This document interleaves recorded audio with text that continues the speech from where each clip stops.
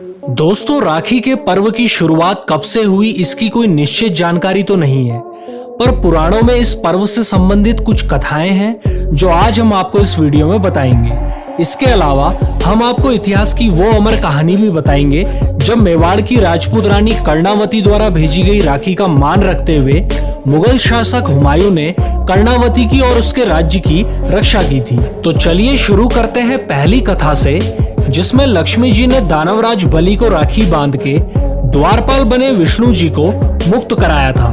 दोस्तों, पुराणों के अनुसार रक्षाबंधन पर्व लक्ष्मी जी का बलि को राखी बांधने से जुड़ा हुआ है।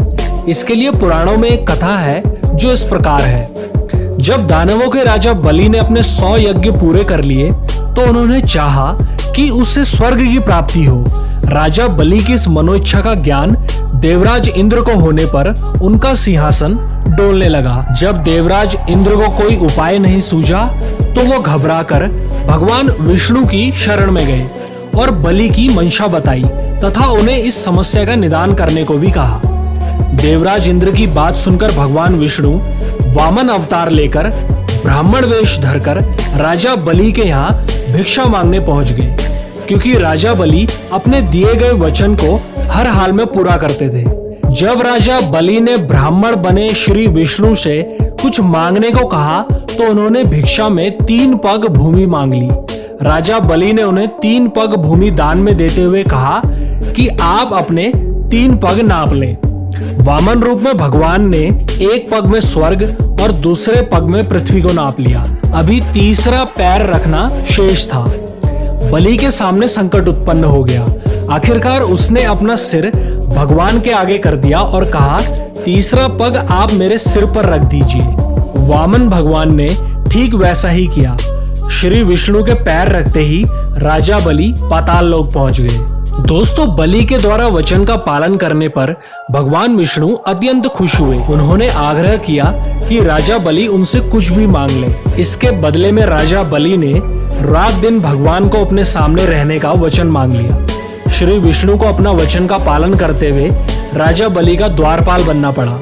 अब यह बात लक्ष्मी जी को पता चली तो उन्होंने नारद जी को बुलाया और इस समस्या का समाधान पूछा। नारद जी ने उन्हें उपाय बताया कि आप राजा बलि को राखी बांधकर उन्हें अपना भाई बना लें और उपहार में अपने पति भगवान विष्णु को मांग लें। लक्ष्मी जी ने ऐसा ही किया।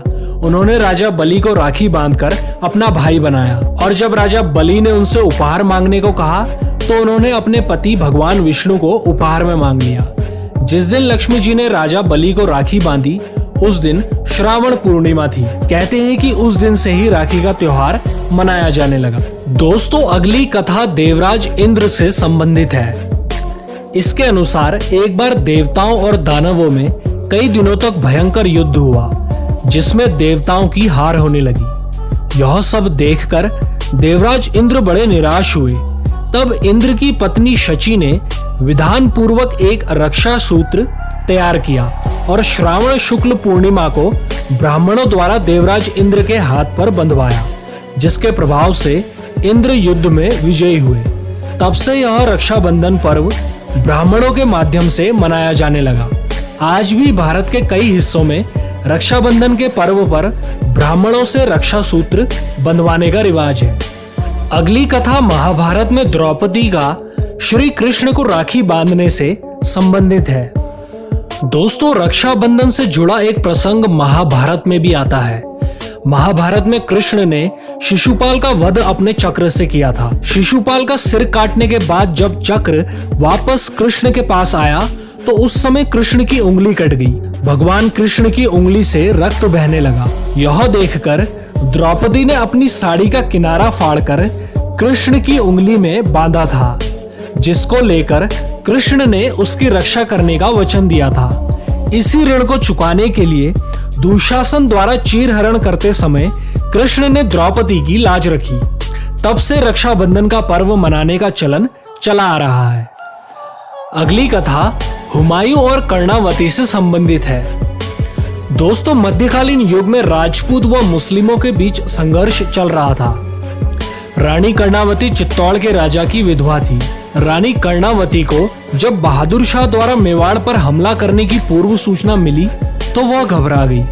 रानी कर्णावती बहादुर शाह से युद्ध कर पाने में असमर्थ थी। अपनी प्रजा की सुरक्षा का कोई रास्ता न निकलता देख रानी ने हुमायूं को राखी भेजी थी।